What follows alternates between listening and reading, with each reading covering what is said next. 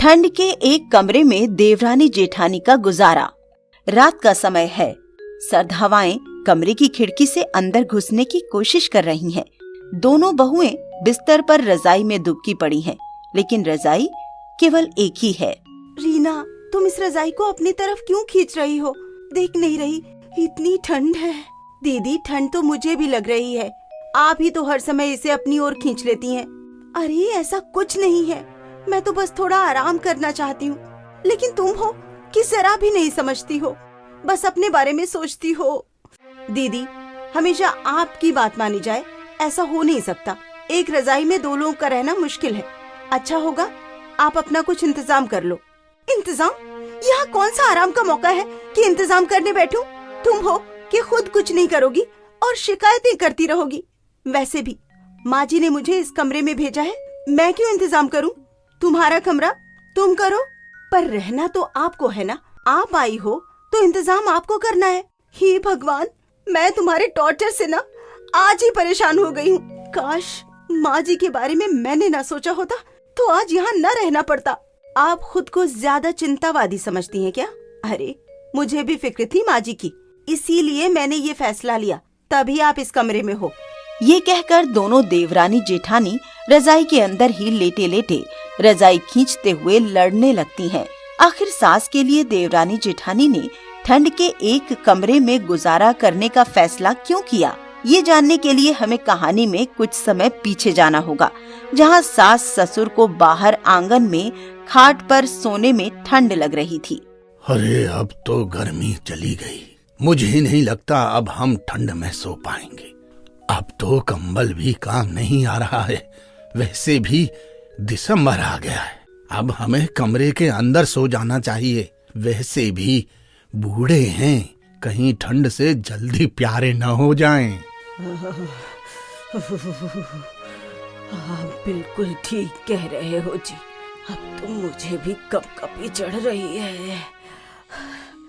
चलो घर के अंदर सोते हैं, पर हमारे पास तो केवल 2 कमरे हैं, जिसमें एक बड़ा बेटा और बहू और दूसरे में छोटा बेटा बहू रह रहे हैं। कैसे करेंगे? सास ससुर की बात चारों बहू बेटे चौखट पर सुन लेते हैं। मुझे लगता है अब हमें माँ जी पापा जी को एक कमरा दे देना चाहिए। वो कब तक ऐसे बाहर रहेंगे हमारे लिए? हम चारों को एक कमरे में सो जाना चाहिए। वैसे दीदी, आप बिल्कुल ठीक कह रही हो। जब वो हमारे बारे में सोच रहे हैं तो हम भी तो उनके बारे में सोच सकते हैं ना। हाँ, इसलिए माँ जी पापा जी, आप हमारा एक कमरा ले लीजिए। हम देवरानी जेठानी एक ही कमरे में गुजारा कर लेते हैं। अरे बहू, अविनाश, विकास, तुम सब हमारी फिक्र मत करो। नहीं पिताजी, बल्कि आप हमारी फिक्र न करें। हम दोनों भाई एक कमरे के एक तरफ सो जाएंगे और ये दोनों देवरानी जेठानी दूसरी तरफ सो जाएंगी। हम सब एक साथ रह लेंगे। ऐसे ही ठंड का मौसम है, दिसंबर जनवरी फरवरी काटना मुश्किल हो जाता है। अब आप ज्यादा मत सोचिए। हाँ माँ जी, ठीक है बच्चों, ऐसा ही कर लेते हैं। रात के 11 बज रहे थे। बड़े बहू बेटे अपना सामान निकालकर छोटी बहू के कमरे में रख रहे होते हैं और सास ससुर एक कमरे में सो जाते हैं। जब जेठानी देवरानी का सामान हटाकर अलमारी में अपने कपड़े रख रही होती है तो देवरानी बोल पड़ती है। अरे दीदी, ये तुम क्या कर रही हो? ये मेरी जगह है कपड़े रखने की, आपने मुझसे पूछा। अरे इसमें पूछना क्या है?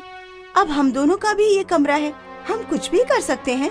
अच्छा, ऐसा कुछ नहीं है दीदी, ये मेरा कमरा है और आपको पूछना ही पड़ेगा हर चीज के लिए। साइड में कपड़े रखो, ना कि मेरे हटाकर। ऐसा नहीं चलेगा। एक कमरा है, आधा तुम्हारा आधा मेरा। नहीं दीदी, ये सिर्फ मेरा कमरा है। अरे तुम दोनों कब तक ऐसे लड़ते रहोगे? सामान लगाओ और सोने की तैयारी करो। ठंड हो रही है, अभी तो तुम लोगों को एक साथ सोना भी है। और क्या, सोते टाइम लड़ने मत लगना। अरे हम क्यों लड़ेंगे भला? इसके बाद दोनों देवरानी जेठानी सोने के लिए बिस्तर में लेट जाती हैं और कंबल के लिए लड़ने लगते हैं। तत्पश्चात दोनों के पति उन्हें समझाते हैं, तब जाकर वो आराम से सोने लगती हैं। ठंड और बढ़ जाती है। दोनों हीटर जलाने के पीछे लड़ ही रही थीं कि लाइट चली जाती है। और लड़ो, लाइट चली गई ना।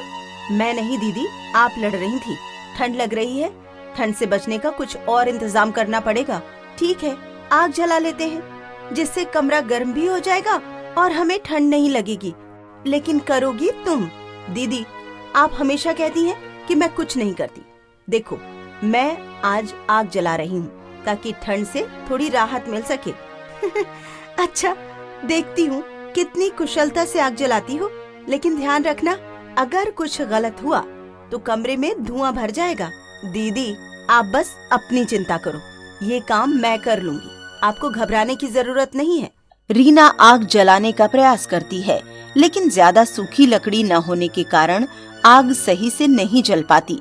लेकिन बाद में मीना किसी तरह आग जला लेती है, जिसके बाद दोनों हाथ सेकती हैं। अरे वाह, अब अच्छा लग रहा है।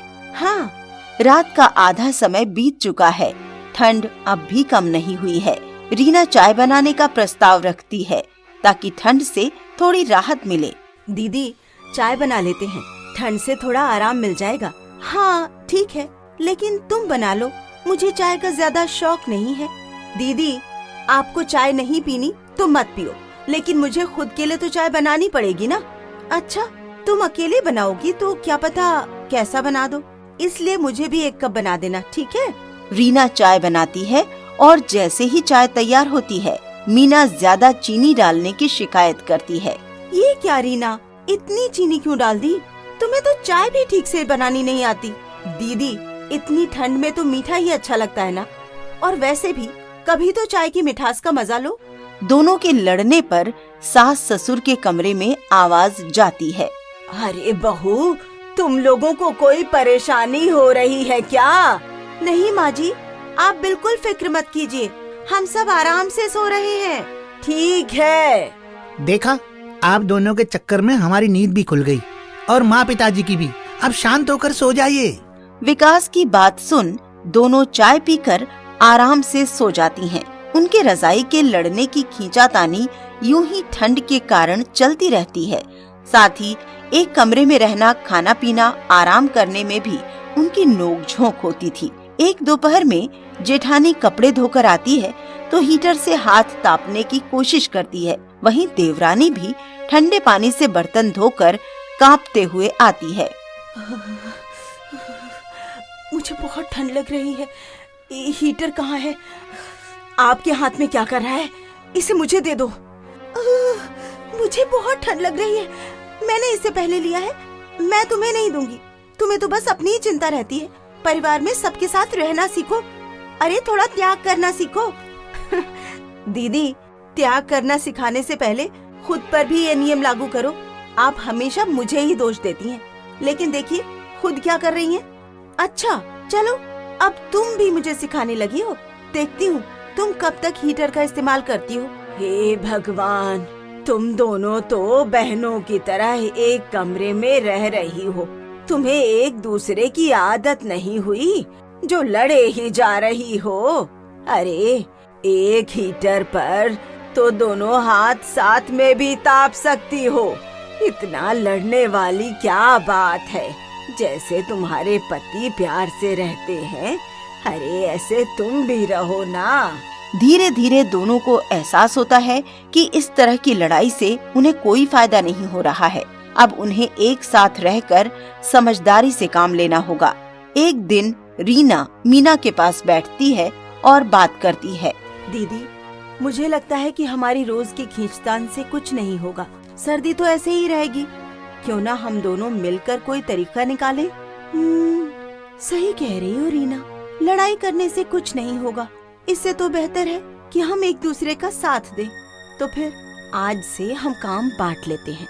एक दिन आप आग जलाने का काम करो और दूसरे दिन मैं, और ऐसे ही घर का काम भी करेंगे। और हाँ, और कंबल भी बारी बारी से ओढ़ लिया करेंगे। इस तरह ठंड से भी बचेंगे और एक दूसरे की आदतें भी समझेंगे। पर दीदी, हम सबका अपना अपना कमरा होता, आप भी कब तक ऐसे रहेंगी? फैमिली प्लानिंग के लिए अलग अलग कमरा तो चाहिए ही होता है ना। उसकी चिंता आप दोनों मत करो। हमने माँ से कह दिया है कि हम जल्दी ही एक कमरा बनवाएंगे। क्या सच में? फिर ठीक है। फिर दोनों एक दूसरे की मदद से सर्दी से थोड़ा राहत महसूस करती हैं। धीरे धीरे दोनों बहुओं के बीच की तकरार की जगह दोस्ती और समझदारी ले लेती है। अब वो एक दूसरे की जिम्मेदारियां समझने लगी हैं।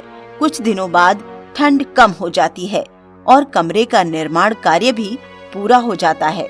अब दोनों को अपने अपने कमरे मिल जाते हैं, लेकिन इस दौरान बिताए गए साथ के पल उनके रिश्ते को मजबूत बना चुके हैं। रीना, अब तुम्हें अपना कमरा मिल गया है। अब तुम अपनी चाय में जितनी चीनी डालो, मुझे कोई शिकायत नहीं होगी।